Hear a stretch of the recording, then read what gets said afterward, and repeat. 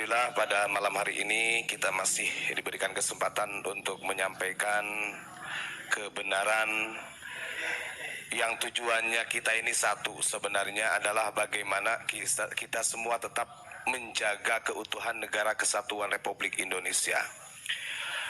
Kalau ada orang yang berkata Indonesia sedang baik-baik saja, kemudian tidak ada ancaman yang akan merubah negara kesatuan Republik Indonesia, itu sangat salah. Karena begini, bagi para muhibbin yang mengkanter, yang selalu membela mereka menganggap bahwa tidak ada satupun ancaman yang akan merusak negara kesatuan Republik Indonesia. Kenapa? Kenapa para muhibbin ini sangat yakin sedemikian rupa bahwa tidak ada ancaman kelompok-kelompok yang ingin merusak NKRI? Satu, doktrin mereka juga mengatasnamakan Pancasila. Mereka mengatasnamakan negara kesatuan Republik Indonesia. Kita harus paham, Snok Horgen ini orang orientalis. Dia mau menghancurkan Islam, maka caranya mempelajari apa yang dipelajari oleh orang Islam. Begitu juga pada saat ini ketika orang-orang yang ingin menghancurkan bangsa Indonesia, maka tentu dia akan mengikuti kebiasaannya atau kebijakan-kebijakan yang ada di Nusantara. Perlahan mereka masuk, yang kemudian nanti ini akan ada perusakan, dan ini terbukti. Ini sudah terbukti. Saya katakan, siapapun itu kalau hanya masih muhibbin dan orang Indonesia, tidak akan kita hiraukan. Kita ini berurusan dengan mereka-mereka imigran yang selalu membawa-bawa nama kebesaran, keagungan, kesucian baginda Rasulullah untuk mendoktrin umat secara rasis. Itu yang kita lawan. Kita harus punya pakem nih, ini untuk hanya sekedar mengingatkan. Kita harus punya pakem. Ini sering saya ulang-ulang di dalam hadis Nabi itu, fitnah terbesar akhir zaman itu ada yang namanya fitnah sarro. Ini sebelum datangnya Dajjal. Ada 3 fitnah tuh. Nah, fitnah sarro ini disampaikan oleh Kanjeng Nabi, dakhanuha min tahti qadamai rajulin min ahli baiti yaz'umu annahu minni falaisa minni. Itu kata Nabi. Fitnah sarra ini akan menyebar sumbunya, asapnya dari telapak kaki seorang laki-laki yang mengaku mengatasnamakan sebagai ahlul baitku. Padahal dia bukan ahlul baitku, kata Nabi. Dan sekalipun itu masih ahlul bait, kalau karakteristik sifatnya masih menggunakan sifat jahiliyah, maka ini akan dimasukkan pada kategori fitnah sarro. Ini terjadi. Saya melihat di beberapa media ini ada juga oknum Habib yang mengatakan harusnya Indonesia berterima kasih kepada orang Tarim. Indonesia harus berterima kasih kepada Habib.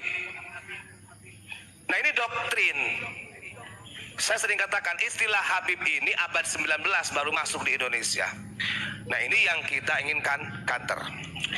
Terus kemudian mengenai tadi yang disampaikan oleh Gus Ilyas, karena ini saya ingin menyampaikan biar tidak menjadi salah paham mengenai tentang makbaroh yang disiarahi oleh Abu Yamamah Ghufron. Jadi makbaroh yang tadi disiarahi oleh Abu Yamamah Ghufron ini ada beberapa versi tentang makbarohnya Syekh Ismail bin Abdul Rahim. Nah, makbaroh ini sebagian masyarakat setempat meyakini itu adalah sebagai penghulu atau sesepuh tokoh daripada agama Hindu. Kita tadi banyak bercerita dengan warga masyarakat yang di sana. Nah, sementara dari masyarakat yang di sana sendiri tidak mengetahui beliau ini siapa namanya, zuriyahnya sampai kemana, nasabnya sampai ke siapa. Kan begitu. Lalu kenapa ada upaya dari pondok pesantren unik sampai ingin mencari makbarohnya Syekh Ismail bin Abdul Rahim? Ini catatan sebenarnya untuk menggampar daripada ketua Jatman. Gak apa-apa digampar dengan ilmu lah maksudnya.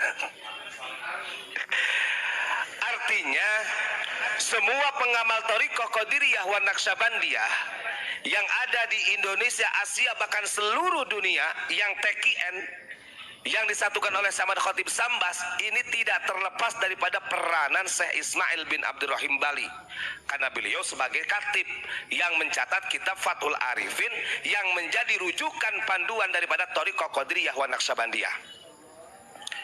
Kita sampaikan, kenapa Syekh Ismail ini kok sampai terpendam? Bahkan kalau dibandingkan dengan Wali Pitu, lebih mewah Wali Pitu, sehingga Wali Pitu ini menjadi ikonnya Bali. Semua orang-orang rame-rame ziarah ke Bali pasti ke Wali Pitu, padahal yang dizarahi sebagian besarnya adalah Habib. Ingat, ini ada grand design yang secara sengaja dan terstruktur untuk mengkikis, memendam ulama-ulama kita. Kemarin saya sampaikan, Wali Pitu itu mulai muncul istilahnya di tahun 2000. Dan itu pun berdasarkan isyarah, entah itu ru'iyah, mimpi yang dialami oleh Habib Thayyib Z, yaitu. Dan kalau kita cari secara historinya, masih banyak yang tidak tahu juga itu.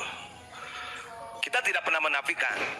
Mumpung jauh-jauh hari ini, sebelum makbarah wali-wali Allah ini diba'alawikan, dihabibkan, maka kita sebagai ulama Nusantara punya kewajiban untuk berupaya mencari makbarah daripada para wali-wali Allah yang asli yang ada di Nusantara ini. Kan itu. Karena secara pergerakan kalah kita. Dan Habib Lutfi, kenapa dia sampai berhasil? Saya pernah ada videonya nih, bahasanya memalsukan makom-makom. Nah, kemarin saya dikirimi, siapa yang kirim? Dan kedua siapa ya? Saya bentar. Ini pengakuan nih. Pengakuan daripada Sekjen Petanisia.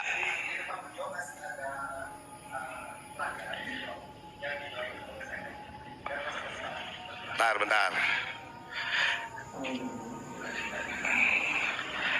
Jadi Habib Lutfi itu kan mengangkat, awalnya begini, Habib Lutfi membuat organisasi yang namanya Petanisia. Nah, terus kemudian ada sekjen yang diangkat oleh dia, sekretaris jenderalnya, yaitu Habib Hani, yang kapan hari anaknya itu menghina kita, bahkan mengabarkan si Uban sudah meninggal, jangan sampai diterima oleh Bumi karena anak haram. Alhamdulillah, saya disebut anak haram. Nah, bisa dibuka di YouTube-nya. Habib Hani, dia mengatakan ketika ceramah di Cilongok bahwa dirinya mendapat mandat kuat dari Habib Lutfi sebagai sekjen Petanisia untuk mencari kuburan-kuburan yang tidak terawat, yang akhirnya berhasil. Ini yang disebut dengan terstruktur. Akhirnya kuburan-kuburan banyak yang dibangun, kemudian diba'alawikan. Nah, ini namanya terstruktur. Nah, daripada nanti itu ketika sudah ketemu ada makbarah Syekh Ismail dijadikan Ba'alawi, maka kita harus lebih duluan untuk merawat makbarah daripada Syekh Ismail bin Abdurrahim. Cuman secara literasi kita ini masih berupaya. Mohon doanya aja. Mohon doanya dari para jamaah semuanya, doakan mudah-mudahan kita bisa dipertemukan dengan zuriyah-zuriyahnya langsung dari Syekh Ismail bin Abdurrahim. Karena untuk memutuskan makbarah tersebut, kita tidak bisa hanya mengandalkan secara ru'yah, asal mengandalkan secara ilham, secara supranatural atau spiritual Indonesia nggak bisa. Ini harus ada data yang akurat sehingga nanti publik bisa menerima.